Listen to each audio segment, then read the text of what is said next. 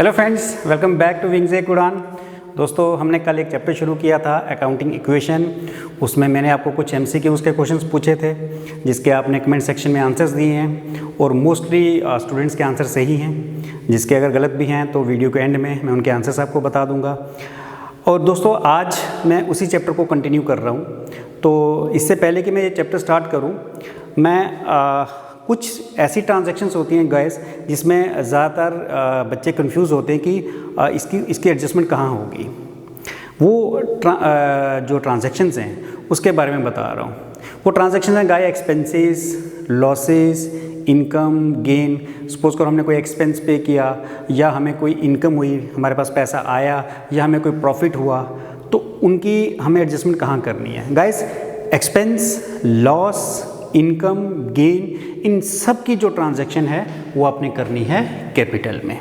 क्यों करनी है अभी बता रहा हूँ। देखो गाइस, अगर आपने मान लो कोई बिज़नेस स्टार्ट किया, आपने बिज़नेस में 50,000 रुपया लगाया। हम जनरली ऐसे लिखते हैं कि 50,000 हमने बिज़नेस में लगाया, हमारा कैश आ गया बिज़नेस में 50,000, इतनी ही हमारी कैपिटल भी आ गई। लेकिन जब आप कोई खर्चा करोगे, इसमें से एक्सपेंस करोगे, तो कहाँ से करोगे दोस्तों। अगर मान लो मैंने रेंट पे किया, पेड रेंट, सपोज करो मैंने 5,000 रुपये रेंट पे किया, इसका मतलब क्या हो गया, मेरी 5,000 कैश कम हो जाएगी। कितनी रह जाएगी, 45,000।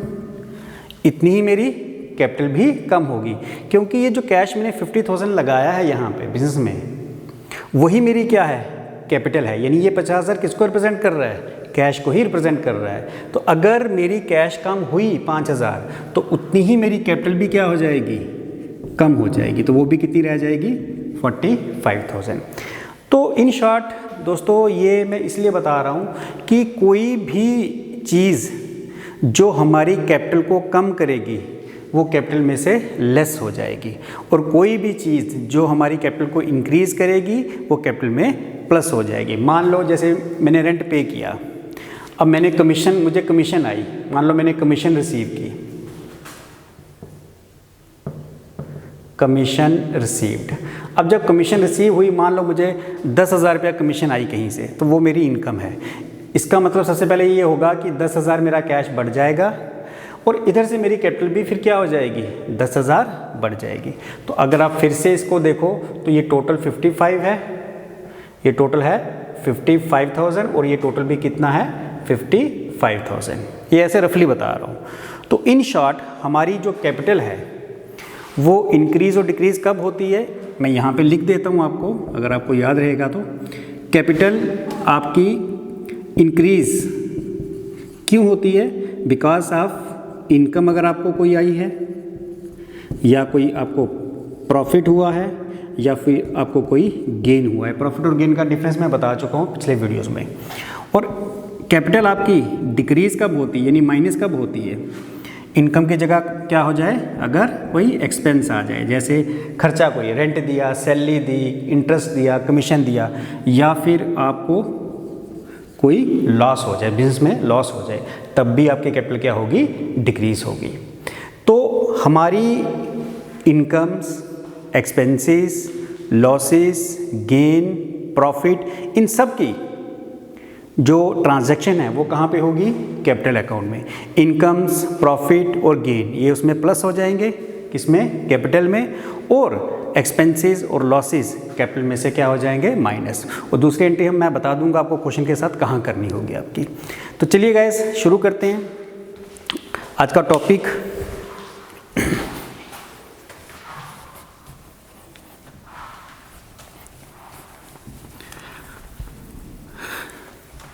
चलिए दोस्तों, आज फिर मैं एक ट्रांजैक्शन ले लेता हूं। Started business with cash 50,000 and furniture 10,000। तो दोस्तों, ट्रांजैक्शन मैंने लिखी है started business with cash 50,000 and furniture 10,000। मैंने कैश 50,000 बिजनेस में लगाया और फर्नीचर कितने का लगाया, 10,000 का। और मैंने बिज़नेस शुरू कर दिया। तो याद है मैंने अपने सेकंड जो वीडियो है उसमें बताया था कि जब हम कोई बिज़नेस शुरू करते हैं, कल भी बताया था, जितना भी हम उसमें रिसोर्सेज लगाते हैं जैसे कैश या बाकी जितने भी एसेट्स हमने लगाए उन सबको हम कंबाइन नेम क्या देते हैं, उनको हम कहते हैं क्या, कैपिटल। तो 50,000 की कैश और 10,000 का फर्नीचर मैंने किसी बिज़नेस में लगाया तो कुल मिला के मेरी टोटल कैपिटल कितनी हो गई, 60,000। ठीक है वैसे, चलिए अच्छा ये तो मैंने कैपिटल लगाई, ये मैंने कल के उसमें MCQs में दिया था, withdrew cash for personal use. मैंने पर्सनल यूज़ के लिए 5,000 का कैश विड्रॉ कर लिया। तो दोस्तों जब हम पर्सनल यूज़ के लिए कैश विड्रॉ कर रहे हैं, इसका मतलब होगा कि बिज़नेस का जो कैश हमारे पास पड़ा हुआ है, कैश बैलेंस, वो कम हो जाएगा जितना हमने पर्सनल यूज़ के लिए विड्रॉ किया। तो कितना विड्रॉ किया हमने, 5,000, इतना ये कम हो जाएगा। और उतनी ही हमारी क्या कम हो जाएगी, क्योंकि ये जो कैश है ये हमारी यहाँ पे कैपिटल में भी आया हुआ है, तो इतनी ही हमारी कैपिटल भी कम हो जाएगी। जितना आपका कैश उतनी आपकी कैपिटल, तो दोनों कम हो जाएंगे। तो देखो अब आंसर, ये कितना बचा, 45,000। आपके पास स्टॉक अभी फ़िलहाल नील है, प्लस फर्नीचर कितने का है, 10,000 का। और यहाँ पे 60 में से 5 माइनस किया, कितना हो गया, 55,000। तो 55,000, 45 प्लस 10, ये भी 55,000, ये हमारी बन गई। इसको हम बोलेंगे न्यू इक्वेशन, इसको हम बोलेंगे न्यू इक्वेशन। चलिए गाइस, अब मैं लेता हूँ रिसीव्ड रेंट ₹5,000। मुझे 5,000 रुपया रेंट मिला। अब रेंट मिला, इंटरेस्ट मिला, कमीशन मिला। मैंने पहले भी बताया था कि जब हम कोई चीज़ रिसीव करते हैं in the form of rent, in the form of commission, in the form of interest, तो वो जो हम रिसीव कर रहे हैं वो हमारे लिए इनकम है। तो सबसे पहले मुझे रेंट मिला 5,000 कैश में ही मिलेगा। तो इट मीन्स मेरा जो कैश बैलेंस है वो 5,000 क्या हो जाएगा, इंक्रीज़ हो जाएगा। और अभी मैंने बताया कि expense, income, profit, loss, gain, इन सब की एडजस्टमेंट आपको कहाँ करनी है, कैपिटल में, क्योंकि ये चीज़ें हमारी कैपिटल को इंक्रीज़ या फिर डिक्रीज़ करती हैं। तो जब मुझे इंटरेस्ट आया तो कैपिटल मेरी कम तो नहीं होगी, जितनी थी उससे पहले से बढ़ जाएगी। कितनी बढ़ी, जितना मेरा कैश बढ़ा। तो प्लस 5,000 मेरी कैपिटल इंक्रीज़ हो जाएगी। तो ये हो गया 50,000 प्लस स्टॉक अभी नील है, प्लस फर्नीचर का बैलेंस सेम ही रहेगा, 10 था तो 10 ही रहेगा। और यहाँ पे क्या हो जाएगा, 55 प्लस 5 कितना हो गया, 60,000। तो ये हमारी बन गई न्यू इक्वेशन। अच्छा दोस्तों, अब थोड़ी सी मैं कॉम्प्लिकेटेड ट्रांजैक्शन लेता हूँ। इसको अब ज़रा गौर से देखो। Purchase goods for cash 10,000 and on credit 20,000। मतलब ये कि हमने गुड्स खरीदी कैश में। देखो हम कोई चीज़ खरीदते हैं कई बार कैश में, कई बार क्रेडिट मतलब उधार में। तो यहाँ दोनों ही चीज़ें हैं। परचेज गुड्स फॉर कैश 10,000, मैंने कैश में 10,000 की गुड्स खरीदी, एंड ऑन क्रेडिट, और क्रेडिट में भी खरीदी 20,000 की। 10,000 मैंने कैश देकर खरीदा गुड्स और 20,000 का मैंने उधार कर लिया। तो आपने ये देखना है कि सबसे पहले हमारे पास टोटल गुड्स कितने की आई। गुड्स को हम क्या बोलते हैं, स्टॉक। स्टॉक कितने का आया, कैश में हमने 10,000 का स्टॉक खरीदा और क्रेडिट में 20,000। टोटल स्टॉक तो आपके पास 30,000 का आया। उधार भी तो आपके पास स्टॉक ही आएगा ना, उसके बदले में भी उधार में खरीदा, कभी ना कभी तो पैसा देना है। तो आपके पास जो स्टॉक आपका इंक्रीज़ हुआ, 10,000 का कैश में खरीदा, 20,000 का क्रेडिट में, कुल मिला के आपका स्टॉक कितना इंक्रीज़ हो जाएगा, 10 और 20 30,000। स्टॉक तो आपका 30,000 का इंक्रीज़ होगा, तो हमने प्लस 30,000 स्टॉक के नीचे लिख दिया। अब हम बात करते हैं इसको स्प्लिट करके। आपके पास से कैश कितना गया, देखो कैश तो आपने 10,000 ही दिया ना, बाकी तो उधार है। तो आपने जितनी पेमेंट कैश में की, आपका कैश उतना ही कम होगा। तो अगर मैं करूँ बात कैश की, तो कैश कितना कम होगा, वो होगा 10,000 रुपये कम। कर लिया मैंने कैश से 10,000 कम। अच्छा ये तो कर लिया मैंने।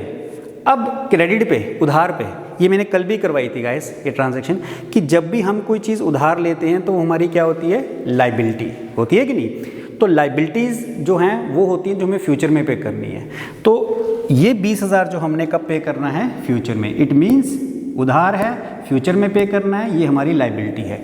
और लाइबिलिटी के लिए मैंने ये लास्ट कॉलम बनाया है। तो लाइबिलिटी हमारी कितनी इंक्रीज़ हो गई, इंक्रीज़ हो गई ना। पहले हमारी लाइबिलिटी 0 थी, अब हमें 20,000 देना है। इट मीन्स हमारी लाइबिलिटी 20,000 इंक्रीज़ हुई। तो अब अगर आप इसका टोटल करोगे तो देखो कितना आ रहा है, 50 में से 10 हमारा कैश कम हो गया, तो हमारे पास बचा कितना, 40,000। क्लियर है। अच्छा, स्टॉक हमारे पास 30,000 का है, ऊपर तो कुछ है नहीं तो ये 30,000 का ही रहेगा। प्लस फर्नीचर 10 का था, वो 10 का वैसे ही पड़ा हुआ है, उसमें कोई चीज़ नहीं है, वैसे ही लिख देंगे। तो कितना हो गया, 40 और 30, 70 और 10 80, यानी कुल 80,000। अब उस साइड का टोटल भी देखो, हमारी जो कैपिटल है इसमें कुछ नहीं है अभी यहाँ, तो ऊपर वाला बैलेंस सेम ही रखेंगे हम, 60,000। प्लस हमारी जो लाइबिलिटी है 20,000 इंक्रीज़ हुई है, 60 × 80, और ये भी कितना आ गया आपका 80। तो ये आपकी क्या बन गई, न्यू इक्वेशन। तो गैस आई होप ये समझ आ गया। आपने गुड्स कैश में खरीदी या क्रेडिट में, आपका स्टॉक तो बढ़ेगा जितने की आपके पास टोटल में गुड्स आई, चाहे वो कैश है चाहे क्रेडिट। तो 10,000 की कैश में खरीदी, 20,000 की क्रेडिट में, तो आपके पास स्टॉक तो 30,000 का आएगा। अब जो आपने कैश में ख़रीदा आपका कैश उतना कम हो जाएगा, कर लिया कम। और जो आपने उधार में ख़रीदा क्रेडिट में, तो क्रेडिट में ख़रीदा इट मीन्स वो लाइबिलिटी है। तो लाइबिलिटी हमारी कितनी है, 20,000। तो हमारी यहाँ पे लाइबिलिटी प्लस हो जाएगी क्योंकि ये इंक्रीज़ हुई है। पहले 0 थी, अब लाइबिलिटी इंक्रीज़ हो गई तो कितनी हो गई, प्लस 20,000। फिर आप इसका टोटल करो तो सेम आंसर आएगा। चलिए गाइस, अब ये हमारे जो बैलेंसेस हैं 40, 30, अब क्योंकि स्पेस कम है मैं मिटा रहा हूँ, ये बैलेंस मैं यहाँ ले लेता हूँ। इसके आगे आपने नीचे कंटिन्यू करना है क्योंकि मेरे पास बोर्ड ख़त्म हो रहा है, तो मैं इसको यहाँ से कंटिन्यू करूँगा। तो कैश का बैलेंस एंड में कितना आया था, 40, और स्टॉक कितने का था, 30,000 का, और फर्नीचर कितने का था, 10,000 का, ये वैसे रहने दो। और यहाँ पे कैपिटल 60,000 और लाइबिलिटीज़ कितनी हो गई थी, 20,000। तो दोस्तों क्योंकि मेरे पास नीचे स्पेस कम है, आपको दिखाई नहीं देगा, तो मैं ये बैलेंस ऊपर लेके आ गया हूँ। ये सारा मैं मिटा देता हूँ अब।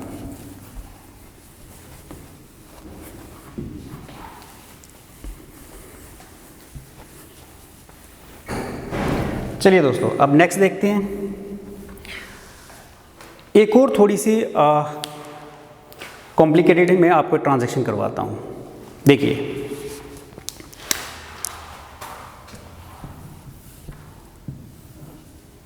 ये हमारी थी लास्ट में न्यू इक्वेशन, उसी के बाद कंटिन्यू करेंगे इसको। देखो ये ध्यान से देखना guys, goods costing ₹10,000 is sold for 15,000। मतलब ये कि हमने 10,000 की गुड्स को 15,000 में बेचा। बिजनेस में तो हम यही करते हैं ना, एक चीज़ खरीदी 100 रुपये की, बेची 120 की, मुनाफा भी तो कमाना है, प्रॉफिट भी तो कमाना है। तो यहाँ पे ये कह रहा है कि गुड्स जिनकी कॉस्ट 10,000 थी, हमने 10,000 में खरीदी थी, लेकिन हमने बेची 15,000 में। ठीक है दोस्तों, देखो गाइस, सबसे पहले जब भी हम कोई चीज़ बेचते हैं उसमें हमें कई बार प्रॉफिट होता है, कई बार लॉस होता है, कई बार ना प्रॉफिट होता है ना लॉस, जितने की है उतने में ही बेच देते हैं। तो सबसे पहले हमें वही चीज़ निकालनी है इसमें कि हमें प्रॉफिट हुआ या लॉस। तो देखो 10,000 की चीज़ अगर आप 15,000 में बेचोगे तो आपका प्रॉफिट कितना होगा, 5,000। 5,000 आपका प्रॉफिट हो गया, ठीक है। 15,000 का सेलिंग प्राइस और 10,000 की आपको कॉस्ट पड़ी, तो आपका प्रॉफिट हो गया 5,000। ये तो आपको समझ आ गया होगा, सिंपल सा है। अब प्रॉफिट हुआ 5,000। तो मैंने अभी बताया था जब ये चैप्टर शुरू किया आज का, कि जो भी चीज़ें हमारी कैपिटल को इंक्रीज़ करेंगी वो कैपिटल में ऐड होंगी। और क्या क्या चीज़ें बताई थी मैंने बताया था एक्सपेंसेस, लॉसेस, प्रॉफिट, गेन, ये सारी चीज़ें हमारी कैपिटल में एडजस्ट होंगी। एक्सपेंस और लॉस क्योंकि हमारी कैपिटल को डिक्रीज़ करते हैं तो वो माइनस होंगे, और प्रॉफिट, गेन और इनकम्स ये हमारी कैपिटल को इंक्रीज़ करते हैं तो क्रेडिट होंगे। तो दोस्तों हमें यहाँ हुआ 5,000 का प्रॉफिट। सबसे पहले हम प्रॉफिट को एडजस्ट कर लेते हैं कि वो हमारी कैपिटल को इंक्रीज़ करेगा। तो हम यहाँ लिख देंगे कितना इंक्रीज़ करेगा, 5,000 की कैपिटल हमारी जो है 5,000 इंक्रीज़ होगी बिकॉज ऑफ प्रॉफिट। चलिए जी, एक चीज़ आ गई। अब गुड्स की कॉस्ट कितनी थी, 10,000। देखो दोस्तों, आपके पास स्टॉक है 30,000 का, इसमें से अगर कुछ स्टॉक आपका बिक जाएगा, बेच दोगे, तो आपका स्टॉक उतना कम हो जाएगा ना। जैसे कैश है, आपने किसी को कैश की पेमेंट कर दी तो आपका कैश बैलेंस कम हो गया। वैसे ही आपके पास जो 30,000 का स्टॉक था, इसमें से 10,000 का तो आपने बेच दिया, वो स्टॉक तो आपके पास से चला गया। इट मीन्स स्टॉक आपका कम हो जाएगा। कितना कम होगा? अब आपके दिमाग में ये चीज़ आएगी कि कितना कम, लेकिन 10,000 या 15,000। तो दोस्तों हमेशा याद रखना, सिंपल, जब भी आप स्टॉक की बात करोगे हमेशा उसकी कॉस्ट में से माइनस करना है, क्योंकि इसमें 5,000 तो प्रॉफिट है। हमने 15,000 का स्टॉक थोड़ी खरीदा था, हमें तो कॉस्ट कितनी पड़ी थी, ये देखो, कॉस्ट में से कॉस्ट ही माइनस करनी है। तो हमें स्टॉक की कॉस्ट पड़ी थी 10,000 की। इस 30,000 में हमने जो स्टॉक बेचा उसकी कॉस्ट हमारे लिए 10,000 थी। तो हमेशा याद रखना, कॉस्ट में से कॉस्ट ही माइनस करोगे। तो स्टॉक की कॉस्ट कितनी थी? 30,000 टोटल, इसमें से कितने का स्टॉक हमने बेचा? 10,000 का। इतना स्टॉक हमारा कम हो जाएगा, माइनस कर लिया। ठीक है, ये भी हो गया। अच्छा दोस्तों, अब हमने बेचा कितने में? 15,000 में। मैंने कहा जब भी हम कोई चीज़ बेचते हैं तो हमारे पास क्या आता है? कैश आता है। स्टॉक चला जाएगा और बदले में क्या आ जाएगा? कैश। और कैश कितना आया? 15,000। सिंपल लॉजिक गाइस, 10,000 की चीज़ है, तुम 15,000 में बेच रहे हो तो तुम्हारा कैश बैलेंस तो 15,000 इंक्रीज़ होगा ना। तो वो हमने 15,000 यहाँ ऐड कर लेना है। एक बार फिर रिपीट कर देता हूँ दोस्तों कि goods costing ₹10,000 is sold for 15,000। जब भी हम कोई चीज़ बेचेंगे सबसे पहले आप एक काम कर लो कि उसमें प्रॉफिट या लॉस वो निकाल लो। अगर आपको प्रॉफिट हुआ है जैसे इस केस में तो अपने कैपिटल में ऐड कर लेना, और अगर मान लो लॉस होता तो कैपिटल में से माइनस कर देते, क्योंकि वो कैपिटल को डिक्रीज़ करेगा। चलिए, ये करने के बाद जो भी चीज़ आप बेच रहे हो, ज़रूरी है कि स्टॉक हो, वो फर्नीचर भी हो सकता है, हमेशा उसकी कॉस्ट ही माइनस करनी है। उसकी वैल्यू में से, स्टॉक है इसकी वैल्यू में से उसकी कॉस्ट माइनस करनी है। कभी भी सेलिंग प्राइस मत माइनस करना, आंसर गलत हो जाएगा। तो आपने उसकी जो कॉस्ट है वो माइनस कर ली, ये भी हो गया। अब जब हम कोई चीज़ बेच रहे हैं तो कैश भी तो आएगा। तो दोस्तों जो कैश आया वो कितना आया? हमने कितने में बेचा? 15,000, तो हमारे पास 15,000 ही आएगा। इट मीन्स कैश बैलेंस आपका 15,000 इंक्रीज़ हो जाएगा। तो दोस्तों अब इसका हम टोटल करके देखते हैं। ये फिर से देखो कैसे बराबर हो जाएंगे। 40 और 15 ये ऐड कर लिया तो हो गया 55,000। ठीक है दोस्तों, 30 का स्टॉक था, इसमें से 10,000 का स्टॉक मैंने बेच दिया, तो मेरे पास बैलेंस स्टॉक बचा कितने का? 20,000 का। ठीक है, और फर्नीचर जो था 10,000 का, इसमें अभी कोई चेंज नहीं है, तो ये 10 का 10 ही रहेगा। तो अगर आप इसका टोटल कर लो 55 एंड 20, 75 एंड 10, 75 एंड 10, 85। अब आ जाओ इस तरफ, 60 + 5 कितना हो गया? 65 प्लस 20,000 लाइबिलिटी थी, ये सेम ही रहेगी क्योंकि इसमें कोई चेंज हुई नहीं। तो ये दोनों का टोटल 85 और ये इन तीनों का टोटल भी 85। आपकी क्या बन गई? New equation. चलिए अब एक लॉस की भी ट्रीटमेंट कर लेते हैं। चलो दोस्तों हम ऐसा करते हैं, goods costing ₹10,000 is sold for 5,000। कि 10,000 का जो गुड्स थी या स्टॉक था हमने 5,000 में बेचा। तो मैंने अभी क्या कहा था, पहला स्टेप क्या है कि जब भी हम कोई चीज़ प्रॉफिट या लॉस पे बेच रहे हैं, पहले प्रॉफिट या लॉस देख लो कितना हुआ है। तो मेरे पास जो चीज़ मुझे 10,000 की पड़ी थी, मैंने बेची कितने में? 5,000 में। भाई 10,000 मैंने पे किया था, लेकिन अल्टीमेटली मुझे मिला कितना बेचने पे? 5,000। तो लॉस हो गया मेरा 5,000। अब मैंने क्या कहा था? लॉस, एक्सपेंस, गेन, प्रॉफिट, उनकी एडजस्टमेंट आपने कैपिटल में करनी है। तो कुल मिला के मुझे कितना लॉस हुआ? 10,000 की चीज़ थी, बेची 5,000 में, तो लॉस हो गया मुझे 5,000 का, वो 5,000 में। लेकिन यहाँ क्या करूँगा अब? उल्टा, प्रॉफिट ऐड, लॉस माइनस कर लिया। दूसरा बेटा मैंने क्या बताया था आपको कि जब भी आपने स्टॉक में से या फर्नीचर में से, एसेट्स में से कोई चीज़ माइनस करनी है कैश को छोड़कर, आपने हमेशा उसकी कॉस्ट ही माइनस करनी है। चाहे आप प्रॉफिट पे बेचो चाहे लॉस पे, डजेंट मैटर आप किस प्राइस पे बेच रहे हो, प्रॉफिट हो रहा है लॉस हो रहा है, डजेंट मैटर, आपने उस चीज़ की कॉस्ट ही माइनस करनी है जो चीज़ बेच रही हो। तो यहाँ पे मैं क्योंकि गुड्स बेच रहा हूँ तो गुड्स की कॉस्ट मेरे लिए कितनी थी? 10,000। तो अगेन ये तो गुड्स तो आपके पास से जाएंगे ही जाएंगे, चाहे आप लॉस में बेचो या प्रॉफिट में, वो तो जाएंगे ही। तो 10,000 माइनस हो गया। अच्छा दोस्तों, अब 10,000 की चीज़ मैंने कितने में बेची? 5,000। तो ऑब्वियस सी बात है, अगर 5,000 में बेची तो मेरे पास कैश तो 5,000 ही आएगा। तो मैं यहाँ पे 5,000 प्लस कर लूँगा। अब फिर से देखो दोस्तों इक्वेशन, देखो अपने आप बराबर आएगी। चलिए 55 + 5 60,000 हो गया मेरे पास कैश, प्लस स्टॉक मेरे पास 20,000 का था, 10,000 का स्टॉक मैंने और बेच दिया, तो जो माइनस है माइनस करने के बाद मेरे पास कितना स्टॉक बचा, 10,000 का। फर्नीचर आपका 10,000 का था, वो सेम ही रहेगा, उसमें अभी कोई चेंज नहीं आई। अब आ जाओ इस साइड पे, पहले इसका टोटल 60, 1070, 1080। अब इसका भी देख लो 65, 5,000 का लॉस माइनस किया तो बचा 60, और आपकी लाइबिलिटी तो वही है 20,080। चलिए दोस्तों एक और कर लेते हैं, जगह है अभी। तो ये आपकी क्या बन गई, न्यू इक्वेशन। अब मान लो फर्नीचर को, चलो एक और इसी की तरह की बता देता हूँ मैं।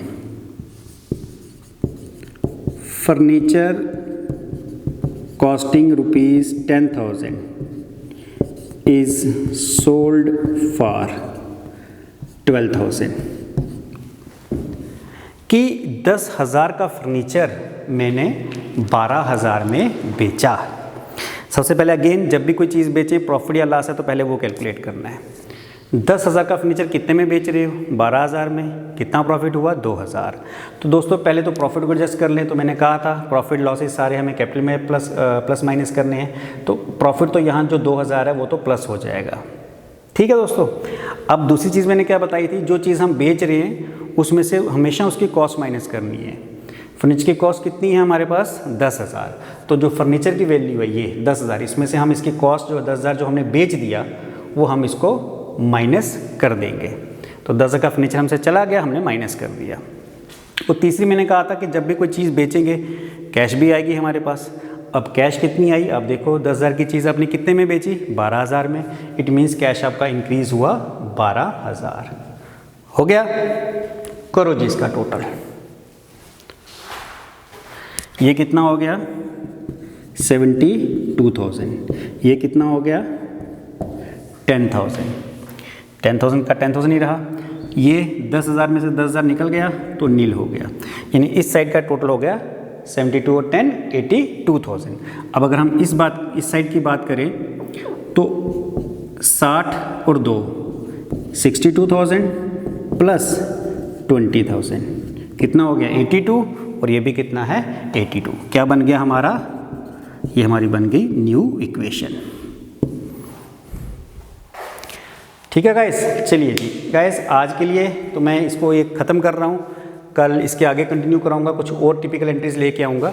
अब मैं आपको कल वाले कुछ जो आंसर्स थे जो मैंने MCQs डाले थे मैं वो करवा देता हूँ आपको।